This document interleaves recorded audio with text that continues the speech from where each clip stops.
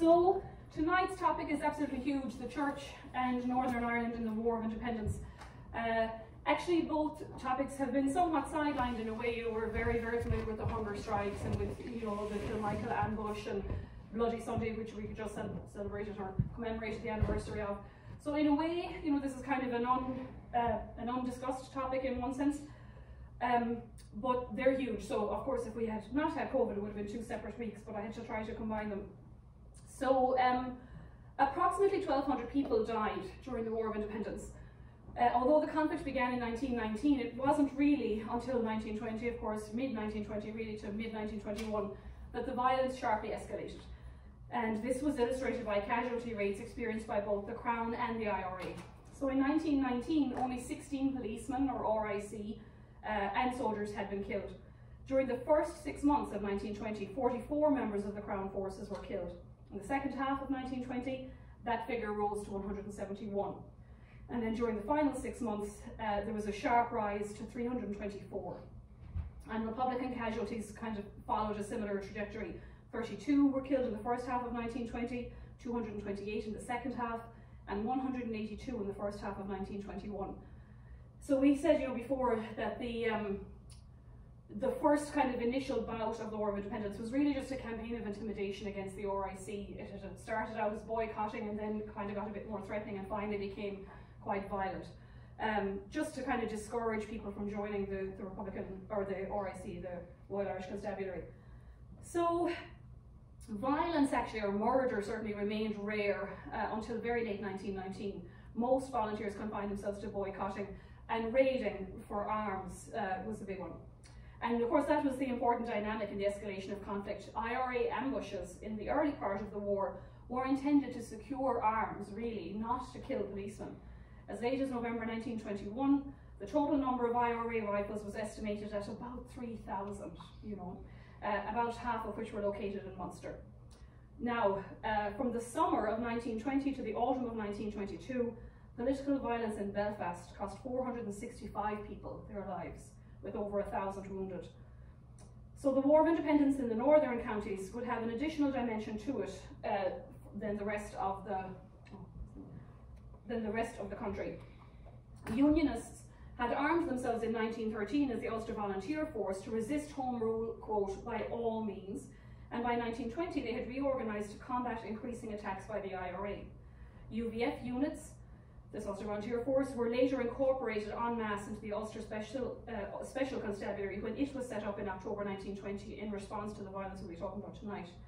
There was, of course, a latent sectarianism, which bubbled to the surface every year during the Orange marching season, and this had a significant impact in rising tensions because religious animosity was added to the mix. It was inevitable that there would be a certain sectarian element to the conflict in the northern counties. This aspect of the War of Independence was one that both sides sought to downplay, but of which both were guilty of to a greater or lesser degree. It is clear that the IRA did not actually set out with a sectarian agenda. Their focus was on attacking the Crown forces, and it didn't matter whether those being attacked were Catholic or Protestant. As the conflict went on, however, they were drawn into particularly sectarian killings, especially in Belfast. For many of the loyalist population, the distinction between nationalist, Catholic, Sinn Féin supporter, or an IRA activist was not just blurred, but non-existent. Unionist leaders had for years impressed on their followers that Home Rule was Rome Rule. Catholic Belfast had virtually ignored Sinn Féin and nationalists, many of them of course were ex-servicemen, and had continued to vote for the Irish Parliamentary Party of Redmond and Dillon leadership by the 20th century. While a violent unionist response to the challenge posed by a nationalist majority on a local council led to open conflict in Derry in June, in Belfast, where Catholics made up 1 in 4 of the population, any Republican presence was both minimal and ineffectual. Into this politically contained situation, then Sir Edward Carson threw a challenge on the Unionists of the North to act against the virtually non-existent Sinn Féin influence in his July address to the Belfast Orangemen.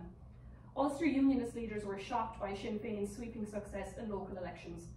In Derry, a nationalist mayor was elected for the first time since 1688, and nationalists took control of city councils in Tyrone, Fermanagh and Armagh. Even in the Unionist citadel of Belfast, over a third of the seats in the city council were won by Labour, Sinn Féin or the Irish Parliamentary Party. Meanwhile, the IRA campaign elsewhere on the island and the dislocation of law and order, of course, was growing. Tension was already very high when the 12th of July 1920 holiday began. As Carson had travelled to Belfast 2 days previously, rumours circulated of an attempt to kidnap him and other leading unionists. The 12th took place with the roads into Belfast blocked by barbed wire barricades, manned by troops who vetted those entering the town. The Loyal Orange Order procession had marched to Finney, where Carson spoke. "We in Ulster," he said, "will tolerate no Sinn Féin. I hope you have got that pretty clear. I hate words without action. We will take matters into our own hands." As the Times stated the following day, relating this call to violence to his entire northern career, upon Sir Edward Carson lies largely the blame for having sown the dragon's teeth in Ireland. He had also attacked, quote, "men who came forward posing as friends of Labour, whose real object was to mislead and bring disunity amongst our own people. And in the end, before we know where we are, we may find ourselves in the same bondage and slavery as is the rest of Ireland." So by 1920, although there had been intercommunal violence in Belfast, of course, from kind of the beginning, 1920 took on a different magnitude. The Irish News, the principal nationalist newspaper, deemed it a carnival of terrorism. And here's some of the barricades. Nationalists, north and south, saw the intermittent violence as a pogrom against the Catholic community. So although the July 12th holidays passed off technically without an incident, Belfast was a dangerous powder keg. And the event that ignited the sectarian conflagration actually took place in County Cork. We'll come back to this. This is a map of Belfast during the Harland and Wolff kind of riots. So here he is. In July 17th, the IRA shot dead the police commissioner for Munster, Colonel Gerald Bryce Ferguson Smith, who was from a prominent unionist business family in Banbridge with links to the UVF. We gave a lecture about this earlier on. Smith had gained notoriety a month earlier for telling police in Listowel, "The more you shoot, the better I will like you, and I will assure you that no policeman will get into trouble for shooting any man." So he was executed in Cork. Smith's funeral then on July 21st coincided with the return to work after the July 12th 2-week holiday. The Inspector General of the Royal Irish Constabulary noted that some very hot unionist speeches were made about allowing Sinn Féiners and Roman Catholics to work in the shipyards any longer. Members of the militant Belfast Protestant Association put up posters on the gates of Queen's Island calling for a member of all unionist and Protestant workers at lunchtime. A sizable group of workers from the Workman Clark shipyard came over to Harland and Wolff Yard at lunchtime and held an informal meeting, which was attended by about 5,000 Harland and Wolff workers. Now all this is still Smith. So this was what kicked it off. This was the Lord Mayor of Cork. This is more to do with Swansea, who we'll meet in a minute, but Smith is there, the General Smith of the RIC. So even though he wasn't kind of present at this murder, they said that the Lord Mayor of Cork had been dragged out of his house and murdered, by the British government. And so that's what led to his death. And now we're back to Belfast. So about 5,000 Harland and Wolff workers met. Resolutions are passed calling on the workforce to refuse to work alongside Sinn Féiners. A group of about 1,000 strong, mostly drawn from the unskilled and non-unionised workers, the craftsmen's assistants like heater boys and platers' helpers, armed with hammers, iron bars, heavy sticks and piles of steel rivets and bolts, entered the east yard of Harland and Wolff. So we'll go back. They broke up into smaller groups led by workers carrying union flags and worked through the yard and the joiner's shop, picking out known socialist and Catholic workers and any of the other workers who tried to defend them. Many of these were severely beaten and a significant number were hospitalised. With the yard gates closed to contain the violence, the purge continued throughout the afternoon. As late as 5 o'clock, the trams passing near Abercorn Road were still being searched for fleeing Catholic workers. Passengers were roughly handled, their shirts torn open to search for crosses or holy medals or scapulars, and anyone who wore such identifying markers were removed and badly beaten. Police and soldiers from Holywood with fixed bayonets were called to the scene and the mob was dispersed. 7,500 workers would be expelled from the shipyards, which was roughly a quarter of the workforce. 1,800 of them so-called rotten prods, Protestants who were insufficiently committed to unionism, including many of them socialists who had successfully organised strikes the previous year. Ironically, many of those from both Protestant and Catholics who had been expelled were the ex-servicemen in whose names the expulsions were being carried out. As Protestant workers returned home that evening, they were attacked by the expelled Catholic men. Intense rioting ensued as loyalists took retribution. The violence was concentrated in Ballymacarrat in East Belfast and in Clonard in West Belfast. For the next 3 days, there were concerted attacks by armed loyalists on nationalists and on their property. Catholic-owned businesses like public houses and spirit grocers in particular were looted and burned, and entire streets of Catholic houses were set alight. When the fire brigade attempted to intervene, their hoses were cut with axes. The British Army was deployed. Wire entanglements and machine guns were used to repel waves of loyalist mob violence with only limited success. When the violence eventually abated on July 24th, 18 people had been killed, 10 nationalists and 8 unionists, almost all killed by Crown forces. And here you have people lined up, the names are published in the papers. Over 300 others were wounded and thousands of nationalists were left homeless and jobless. According to some Catholic relief agencies, as many as 23,000 people fled their homes. Smith's killing was to have repercussions also in his hometown of Banbridge and neighbouring areas when loyalists launched sectarian attacks against the minority Catholic populations. Workers at the Banbridge Weaving Company demanded the removal of Catholics who they branded as Sinn Féin workers. Protestant employees led by bands marched to other factories in the district to make the same demand. As up to 3,000 loyalists took to the street, a Catholic post office worker who had taken part in a one-day strike in support of Republican prisoners was badly beaten and forced to walk around the town at the head of the crowd before being ordered out of the area. As tensions rose, other Catholics reported being badly beaten by rampaging mobs, with some also receiving gunshot injuries. In his book, The Burnings of 1920, Pierce Lawler said that while there is no evidence that police took part in the violence, it suggested that they mingled with loyalist crowds and did little to intervene. Certainly no charges were brought against anyone who took part in the disorder. Catholic businesses throughout Banbridge were singled out, particularly public houses, and of course looted alcohol was shared out by the mobs as they moved from street to street. A Protestant youth, William John Sterrett, was shot dead as a crowd estimated at about 1,000 targeted the home and business of the Monaghan family, who were sympathetic to Sinn Féin. And Orange Lodge was later named in his memory. Until the killing, nationalists in Banbridge had not retaliated, and it was only now that military support was requested by the RIC. The violence against Catholics in the town continued until well into the following month. There was also an outbreak of violence, sectarian trouble in nearby Dromore, where unionist crowds attacked Catholic property in the town on July 23rd. One Orangeman, Wilfred Henry Mitchell, is believed to have been shot dead by police. Catholic property and homes in the town were targeted, while a local priest was forced to flee his home after a mob attacked the parochial house and shot his dog. Also in the aftermath of Colonel Smith's funeral, there was an outbreak of violence in Lisburn, and Catholic properties and homes were singled out there too. This trouble in Lisburn lasted for several days, and it offered a glimpse of what was to come, as hundreds of Catholic residents were later driven from the town after the IRA shot dead RIC man Swansea in August. And this is that second wave. So a second wave of sectarian violence followed on August 24th, which persisted for a week. This again was triggered by an IRA killing with a Cork connection. So if we go back to that slide with the paper, the jury. The IRA in Cork believed that the district inspector, Oswald Swansea, had led the police party that killed Tomás McCurtain in March 1920, and they vowed to shoot him. Swansea was secretly reallocated to Lisburn for his own safety, but he was assassinated on the 22nd of August using a gun that was actually owned by Tomás McCurtain as he returned home from church. Almost the entire nationalist population of Lisburn fled because they had already been through one set of riots.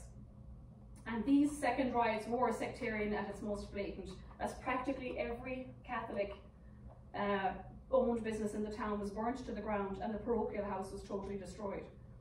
Out of about 1,000 Catholic populations, most of those fled for their lives. Only 7 ventured to attend Mass on the following Sunday. This attack lasted for 3 days and nights, and it was not until September that attacks on isolated Catholic families petered out. Many of those involved in these attacks were later to become members of the Special B, or Special Constabularies. When some were arrested for looting and arsoning, they threatened the British government with organised attacks on Catholics in other towns if they were charged and convicted. so all charges were dropped. No lives were lost, thankfully, at Lisburn, but this was not the case in Belfast, where, in the words of the RIC Inspector General, party and sectarian feeling had been raised to fever heat. The pattern and location of violence in Belfast was very similar to the previous month. However, the large number of expelled Catholic workers now willing to defend the localities heightened the ferocity of the violence, particularly in East Belfast, which saw running battles where 22 people were killed and 170 seriously injured.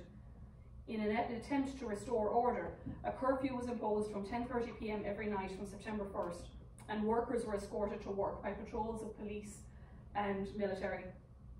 News of the brutality of the expulsions spread throughout the city. Those wounded during the expulsions were removed to either the Royal Victoria or the Mater hospitals, with stories of possible dead circulating. Angry crowds gathered in different parts of the cities. By rush hour, trams carrying workers through Cromac Square were disabled by pulling the trolleys off the electrical wires, and occupants wearing dungarees were usually forced off and beaten. So this just continued kind of all summer. Catholic workers walking to homes in East Belfast were attacked. A full-scale loyalist-led riot developed in Ballymacarrett around the top end of Seaford Street, where the vulnerably placed St. Matthew's Catholic Church was attacked by a mob throwing cobbles against the building. Of course, defenders gathered, and so while the RIC attempted to break up the fighting between both groups, they were answered with fusillades of cobbles or sticks and were unable to separate the two groups. Eventually they had to call in a detachment from the Norfolk Regiment with light machine guns. Confrontations developed also on the Cashmere Road between the Falls and Shankill in West Belfast, when Catholic spirit grocers along Conway Street were raided by Shankill mobs, and as the tensions grew, it spilled into nearby Canmore and Crossland streets. Beer barrels were tapped on the streets and cases of spirits carried away to encourage the rioters. Opposing groups of rioters from the Falls and Shankill directly confronted each other in Coupar Street. Early volleys of cobbles exchanged were succeeded by bursts of revolver fire from both sides, and the first instance in Belfast of the deadly sniper activity that would become ubiquitous over the next 2 years. The military had to be called in, and by 9 p.m, the first of several men to be killed that night had already been shot. Later in the evening, a friar was picked off by a loyalist sniper as he looked from the window of Clonard Monastery. Troops were rapidly called in from Holywood and Newtonards, and armed cars were sent to clear crowds in the Falls Road and to try to dislodge loyalist snipers with bursts of Lewis gunfire. By 3 in the morning, the Falls Shankills riots had completely ended. So this kind of violence continued on in various suburbs of Belfast through the night.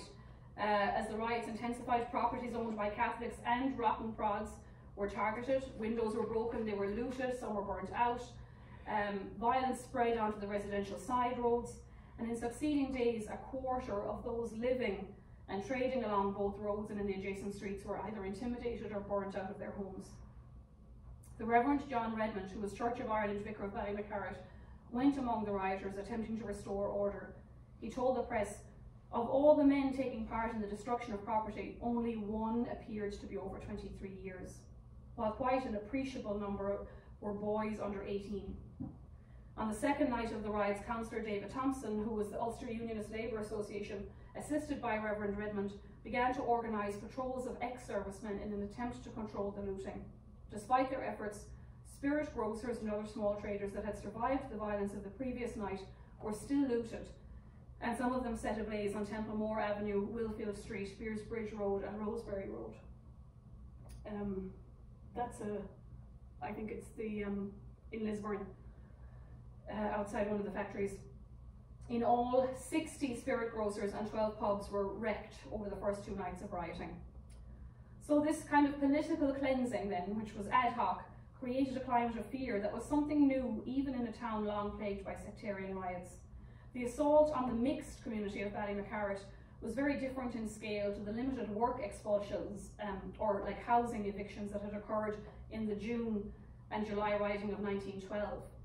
So the attacks carried out on businesses during the first nights were developed into an organised campaign of threats against individuals and families, and marked by the opportunistic seizures of business, so that in a very short period, the intimidation entirely altered the character of East Belfast. From having been a very mixed area, where around a quarter of the businesses had been owned by Catholic families, East Belfast was transformed into a monoculture Protestant preserve. The Catholic and rotten Protestant-owned businesses that had not been attacked in the early riots now experienced targeted intimidation.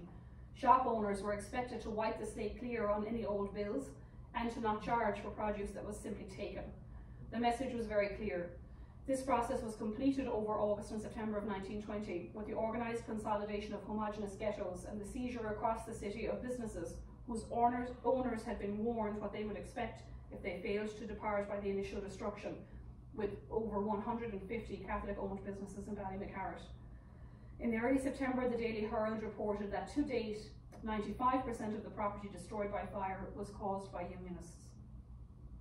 Over the last week of July, the Catholics and unreliable Protestants employed at the Sirocco Works, Musgrave and Company, Combe Barber, Fairbairn and Lawson, James Mackey and Company, and a number of city linen mills were also ordered to leave and to make way for unemployed Protestants prepared to take their places. By late September, attention shifted to service industries. Private clubs, hotels and restaurants were served warning about an employment policy, and a clean sweep was carried out of Catholic employees. Many middle-class Protestant families who employed Catholic servants had to lay them off to avoid themselves being targeted.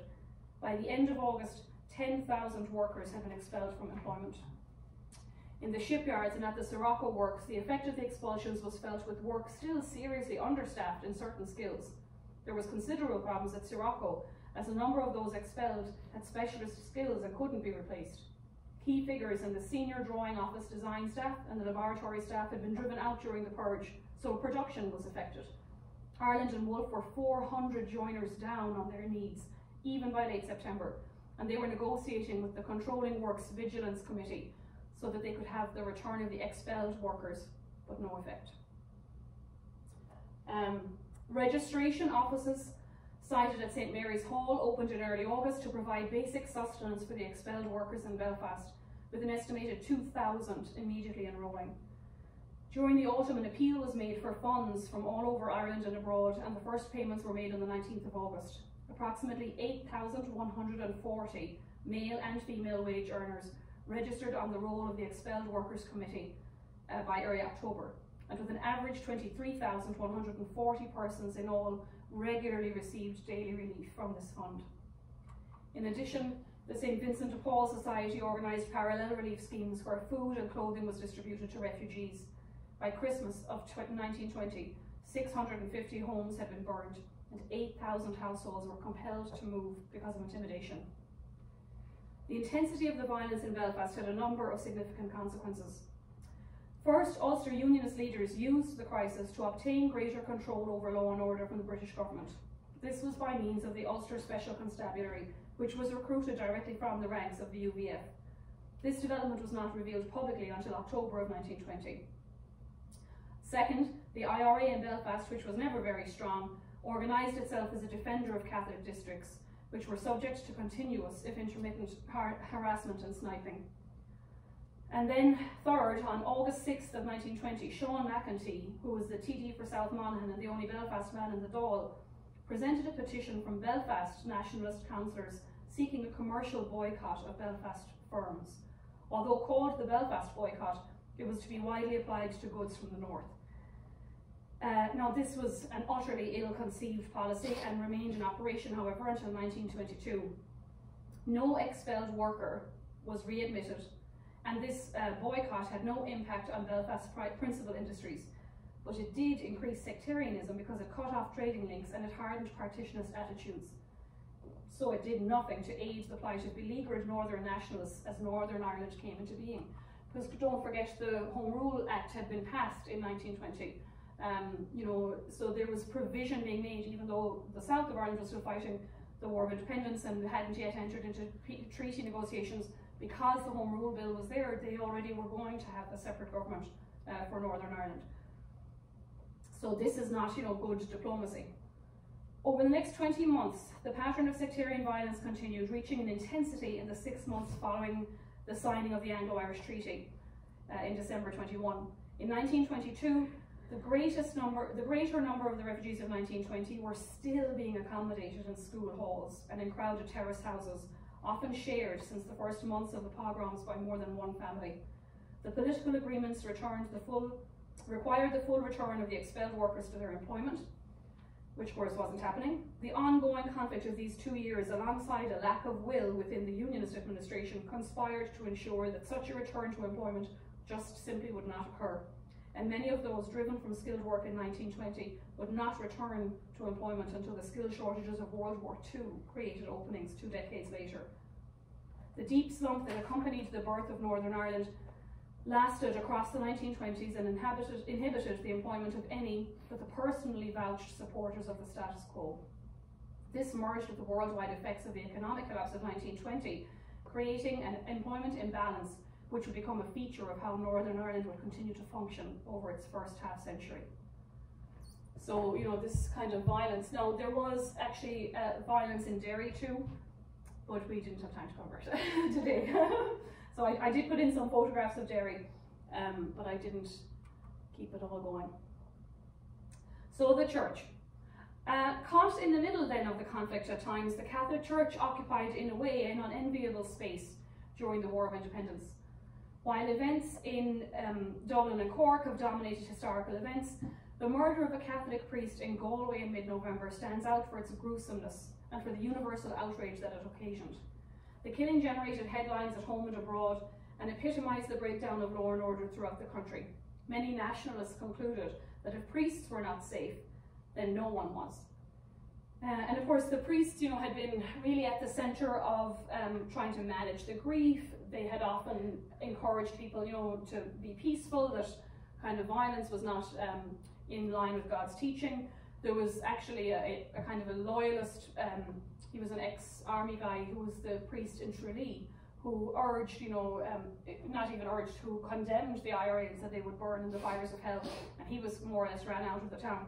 So the church was kind of sometimes spiritual advisor to people like Terence McSweeney. You know, there was a brother who visited him a lot while he was in prison on hunger strike, and yet at the same time we have these 3 martyrs, Magner, Griffin and Callahan. So they, you know, the thing in the press said killed by the British. So while over 40 Catholic clergy were arrested for a variety of offences during the revolutionary years, still the killing of a priest was very rare and sensational. Between 1916 and 1921, 4 priests were killed in violent circumstances. Father Felix Waters, the president of the Catholic University School in Dublin, was shot on Haddington Road during the 1916 Rising and died of his wounds. And that might even have been a mistake. You know, Haddington Road was near the Beggar's Bush, so he may just have been walking home and caught between the crossfire. In mid-December 1920, Canon Thomas Magner, which one is he? The one in the middle. Magner, who was the parish priest of Dunmanway in County Cork, was shot on the roadside by a member of the auxiliaries, a man called Vernon Hart. On November 11th, a couple of days before he was killed, Hart was caught in an IRA ambush at Dillon's Cross, in which his close friend, Cadet Chapman, was critically wounded. Hart stayed with his friend, who was in great pain, until he died a few days later. And then on December 15th, he was on patrol at about 11:30 in the morning with a group of 20 auxiliaries who were in 2 Crossley tenders, and they drove past Canon Thomas Magner, who was an elderly Catholic priest, walking on the main road about a mile on the Cork side of town. With him was one of his parishioners, 23-year-old Tig Crowley. Hart, with no provocation, shot Canon Magner and Tig Crowley in what appeared to be a motiveless attack. A third civilian, who happened to be a local magistrate, escaped by taking refuge with the other auxiliaries. Hart was arrested and court-martialed. At his trial, it was revealed that he had been a particular friend of Chapman. They had both fought in World War I together too, and he had been drinking heavily since the 11th of December. The commander, Millward, described Hart as, quote, clean off his head, as mad as a hatter, and on the verge of delirium tremens. A number of expert medical witnesses testified that Hart was insane at the time of the murders, and so the court-martial concluded that he was guilty of the offences with which he was charged, but was insane at the time of their commission.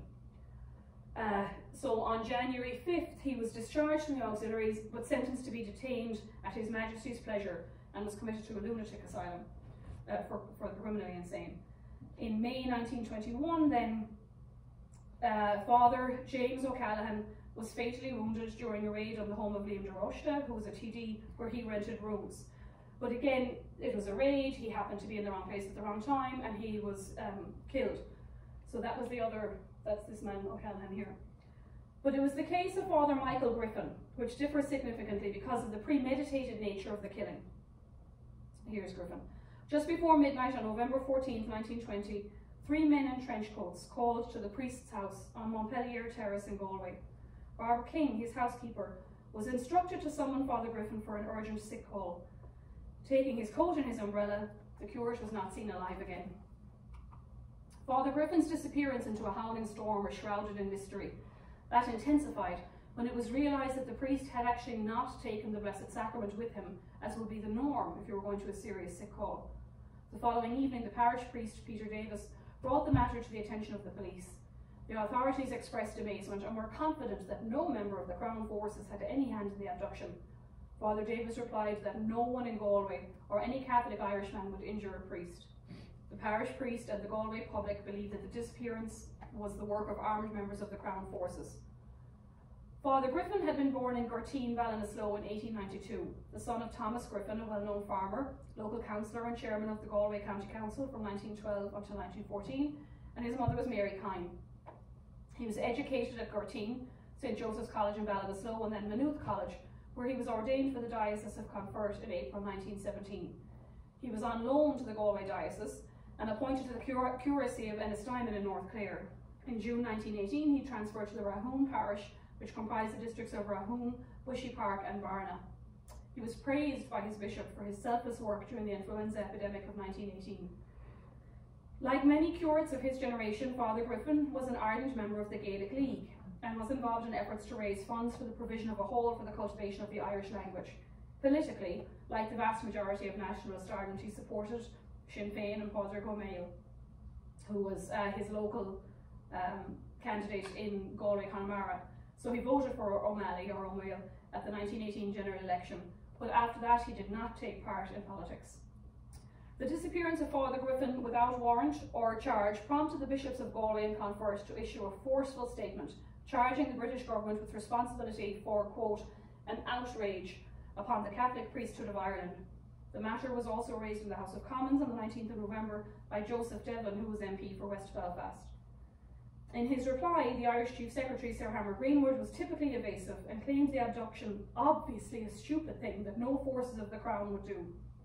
A Lloyd George loyalist who believed in restoring British rule in Ireland by defeating the IRA, Greenwood's denials and evasions became so frequent that he was lampooned with the phrase, to tell a Greenwood. On the evening of November 20th, the tails of a clerical coat were discovered in boggy land a few yards from the roadside near Loughinch, which was a mile from Barna. Father Griffin's body was exhumed by the light of a lantern. He had been shot in the head. A post-mortem examination revealed that death had taken place about 5 days before. The reason for the killing of Father Griffin remained unclear. One suggestion is that it was a reprisal for the killing of Patrick Joyce by the IRA a month earlier, which I think we discussed in an earlier lecture as well. And that the priest's body had been deliberately dumped near Barna, where Joyce had been principal of the local primary school. In his statement to the Bureau of Military History, Louis O'Dea, who was a Galway solicitor, claimed that Griffin was shot at Taylor's Hill, where the auxiliaries occupied a house. The coroner's inquests had been replaced by military courts of inquiry under the Sinn Féin government, which went to considerable lengths to avoid ever apportioning blame to members of the Crown Forces. A typical verdict of willful murder against some person or persons unknown was returned in the inquiry into Father Griffin's death. The local IRA investigated the killing, but were also unable to get definite information.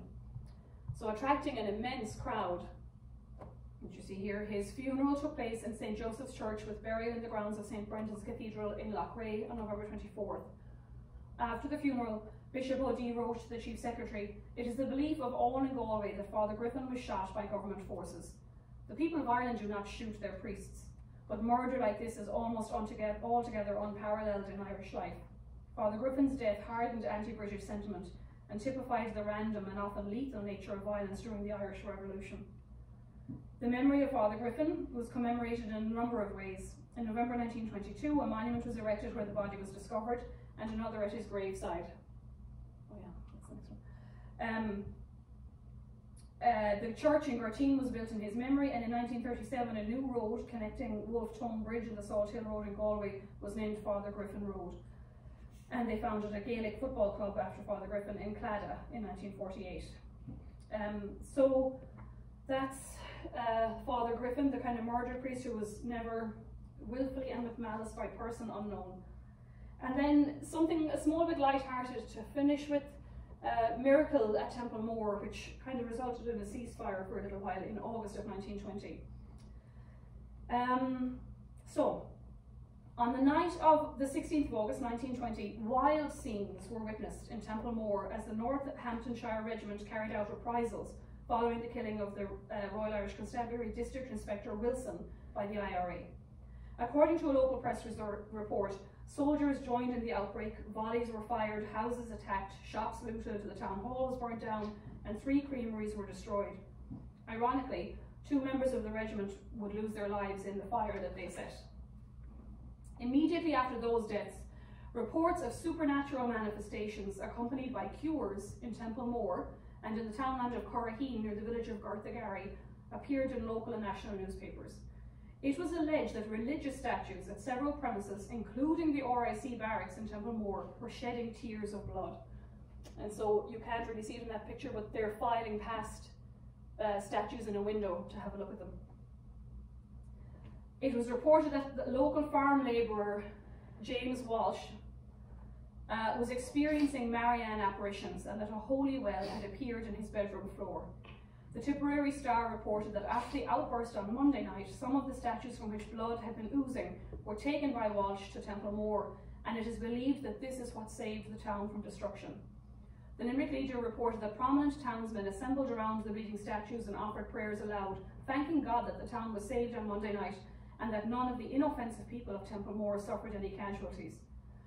Some believed that divine intervention had prevented the town from being completely destroyed in revenge for the death of Wilson, and that Our Lady had saved Templemore.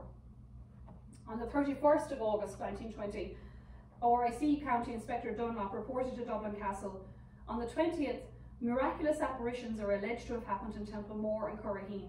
Sacred statues belonging to a man named Walsh and a constable, Wimsley, stationed at Templemore, are alleged to have begun to bleed, and several miraculous cures are said to have taken place. So there's James Walsh outside his home. He was quite young, and there's his home, so you see all the crutches lined up. By the 4th of September, Dunlop, this RIC County Inspector, had estimated that more than 15,000 people per day were making the pilgrimage to Templemore and onwards to Corraheen.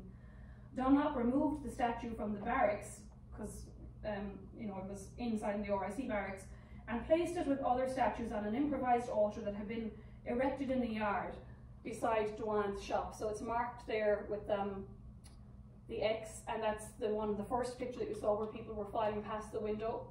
Those statues are all kind of lined up in there. So look at the people like in this town. Where am I? Duane shop. This followed an incident during which the barracks was besieged by a large crowd of pilgrims anxious to see the bleeding statue. People entered the barracks and had to be forcibly removed by the RIC. Wimsey left the police shortly afterwards, reportedly to join a religious order.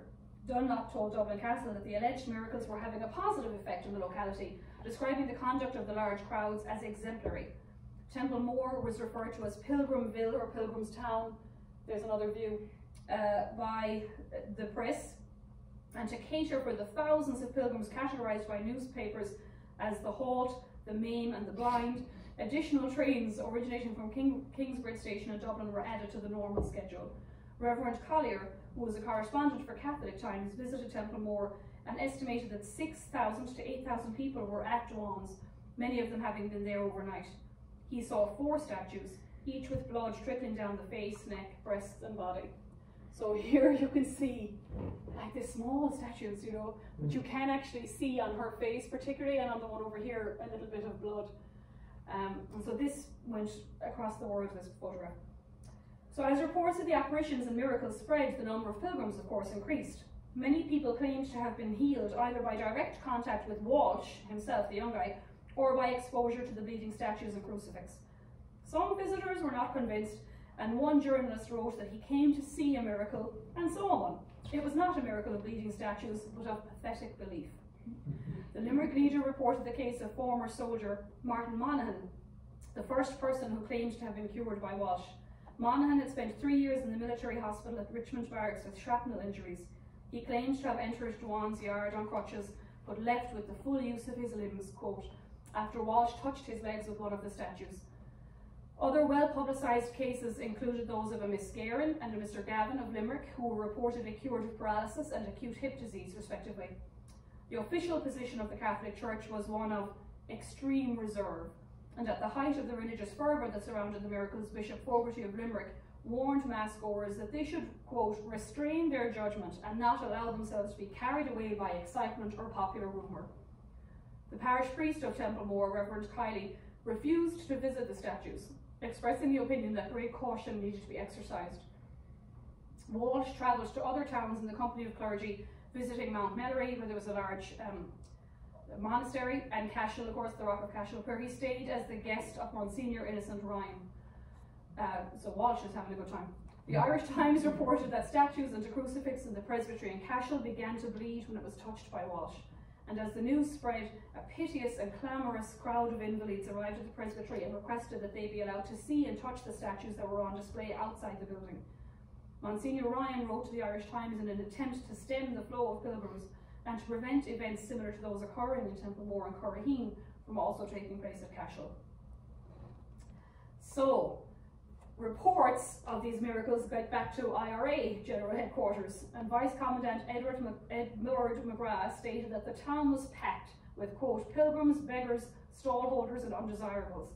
The police and military had disappeared off the street and the IRA had taken over. They controlled traffic, introduced parking and restored order.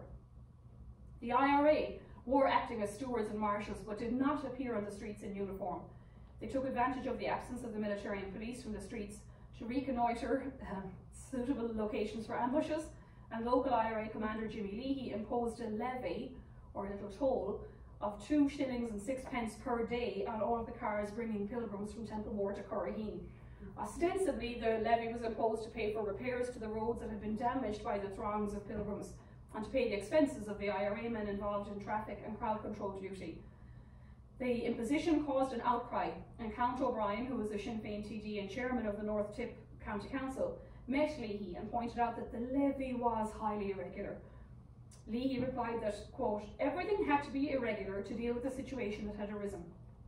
The Count suggested that the council maybe should take over the collection of the toll, but Leahy refused, saying he intended to buy arms and ammunition with any balance left over after deducting the volunteers' expenses. Pilgrims were reported to be loud in their praise of the splendid men of Óglaigh na hÉireann, the soldiers of Ireland, who maintained order and prevented excessive profiteering by shopkeepers, caterers and hoteliers. Such activities were severely dealt with by the IRA, who imposed a scale of charges after, quote, due inquiry, deliberation and consideration of the abnormal conditions prevailing. Collection boxes for the IRA and Cumann na mBan were placed all along the pilgrimage route, and this provided a substantial windfall for the IRA, with a total of £1,500 contributed, which was subsequently delivered to the brigade quartermaster. So you can see that picture again a bit closer up. So these boys are probably, you know, in the IRA and protecting the statues. Several days after the miracles began, Leahy and other IRA officers were told to interrogate Walsh. They had started to view the whole business with incredulity and were seriously concerned that volunteer discipline was becoming compromised. Pilgrims had begun to lavishly tip the IRA men, with the result that some volunteers who had previously been very abstentious and enthusiastic now, quote, took to drink and began to forget that they were engaged in a life and death struggle for the country's freedom. Walsh told Leahy that when he had conversed with the Virgin Mary, she indicated her approval of guerrilla tactics, including the shooting of black and tans, and she wished to see the campaign intensified. Leahy and the others found it difficult to, quote, keep a straight face, and concluded that Walsh was either, quote, mentally abnormal or a hypocrite. Leahy felt that the bizarre situation could not be allowed to continue, and he demanded that Walsh hand over some of the money that had been given to him personally by pilgrims. Walsh gave £75 to Leahy, and this money was also passed to the quartermaster. So this is from an American paper. Was it San Francisco? Yeah. So following that meeting, Leahy visited Canon Ryan in Thurles and requested that the apparitions should be denounced from the pulpit, thereby deterring pilgrims from travelling anymore to Templemore. Canon Ryan did not comply. Leahy then contacted Michael Collins to express his concern about the detrimental effect that this situation was having on IRA operations. Collins ordered Dan Breen to, quote, contact the fellow who operates the bleeding statue and interview him, to which Breen reluctantly agreed. Walsh was taken to Dublin and interrogated by Dan Breen while Collins waited in the next room. Breen reported back to Collins that Walsh, quote, was a fake, or possibly even a spy, and it was his opinion that the apparitions and miracles were not genuine. Collins sarcastically replied, one can't take any notice of what you say, Breen, because you have no religion. Phil Shanahan, who owned a pub in Dublin frequented by IRA members, was asked by Breen to drive the visionary back to Templemore, and that was the last Breen saw of the failure Walsh. On his return, Shanahan offered Breen water from the Holy Well at Corraheen to drink, but Breen declined the offer. Having been rebuffed by Canon Ryan and the Catholic Church, the IRA decided it was time to resume the war in any case. On the 29th of September in 1920, the IRA attacked a group of RIC men near Golding's Cross RIC barracks, which was on the pilgrimage route between Templemore and Corraheen. Constables Noonan and Flood were killed and 2 others were wounded. After the ambush, a group of pilgrims were stopped by the IRA and forced to complete their journey with, quote, the dead bodies of 2 policemen thrown across their knees in the car. As the IRA had intended, this ambush brought a substantial number of military and police reinforcements to the area, who engaged in, quote, a reign of terror by indulging in indiscriminate firing into houses and across fields. The Northamptonshire Regiment went to the Holy Well at Corraheen, and they went to Duane's Yard in Templemore, where they removed crutches and other items left behind by pilgrims. Some soldiers decorated themselves with religious artifacts, others pretended to be lame and began using the crutches, parading in the streets in mockery of the miracles. Rumours spread like wildfire. The Templemore would be burnt to the ground as a reprisal for the ambush, and pilgrims, stallholders and tramps all made a hasty exit. Within 24 hours, the town had returned to normality. Shortly afterwards, local people heard that James Walsh had fled for Australia. Certainly in 1947, he was granted Australian citizenship while living in Victoria. Michael Collins, in a little footnote, sent a courier to Tipperary to acquire one of the bleeding statues. Collins had received information from the local Catholic clergy that the IRA volunteers had engineered statues that would bleed at specific times. The internal mechanism of an alarm clock had been concealed inside the statues, connected to fountain pen inserts containing a mixture of sheep's blood and water. When the clock mechanism struck at certain times, it would send a spurt of blood through the statue, giving the impression that it was bleeding. According to an eyewitness, Michael Collins, quote, took hold of the statue and banged it off the side of the desk, and of course out fell the works of the alarm clock. I knew it, he says. That is the end of the bleeding statue. So, some pilgrims probably had been healed by faith, but the cure-seeking crowds ceased when the violence returned. The New York Tribune, having reported on the miracles, finally had to report on the utter savagery of a black and tan attack on the scene of the recent bleeding statue miracles. So, a little bit light-hearted in a way, but kind of ends in tragedy again when violence erupted. But that was a kind of a brief overview of activity in the north of Ireland, which was a kind of a more deadly, serious, and certainly had long-term repercussions. And then the church, the involvement of the church in the War of Independence. So I'll take some questions when I turn on the lights, and thank you for coming out tonight, guys. So now, any questions or comments, Abby? I'm just wondering, like, watching this or listening, I know it was obviously pretty condensed, but what exactly, if anything, was going on with Southern Protestants at the time when you're talking about? Yeah. And obviously, like, some of them are, like, quote unquote Southern in eventual border areas that I know a lot of them fled into Northern Ireland if they were Unionists and if they wanted to avoid ongoing drama of some sort, or at least be in the majority. And I know actually the Belfast boycott drove a lot of that, particularly in places like Monaghan. But obviously, like, there always have been Protestants around. So, like places that are on the border, like Cork, Waterford, etc. And I'm just wondering, like, what was their life like at this time? Yeah, not great. You know, I mean, it's massive amounts of big houses, as we call them in Ireland. You know, the landlord's house or the estates are burned up and down Ireland. Now, I will say, you know, a lot of the people, the southern Protestants don't really leave until kind of later, like when the government is set up, independence, and some even go a little bit later again when De Valera comes back in, because he's so uber Catholic that they do feel kind of not wanted, you know.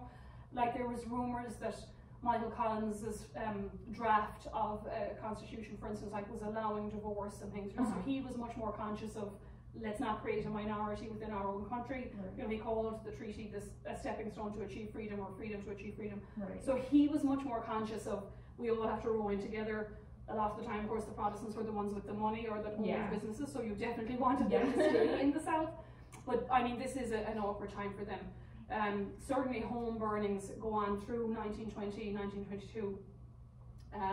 And then there is a kind of a swap, like particularly on border areas, you know, a lot of Catholics do flee south and a lot of Protestants, you know, do. When the border is sort of solidified in 1925 with the leaking of the Boundary Commission's report, is when a lot of that kind of movement happens, you know. But to be honest, what I said at the start, you know, the IRA, particularly in the south, weren't really focused on sectarian or certainly civilian, you know, they were more kind of trying to get the RIC first and then the Black and Tans and the auxiliaries. So, you know, they did burn a few Protestant homes, but it was not really a war on civilians, you know, at that time. The way it was kind of in the north, where neighbour, you know, fought neighbour. Which is interesting as well, because I know, I think he must have been Church Ireland, but Carson doesn't justify all the horrible things he did do and say, but like his big thing was always that, I mean, first of all, he was from Dublin. He was not an Ulsterman.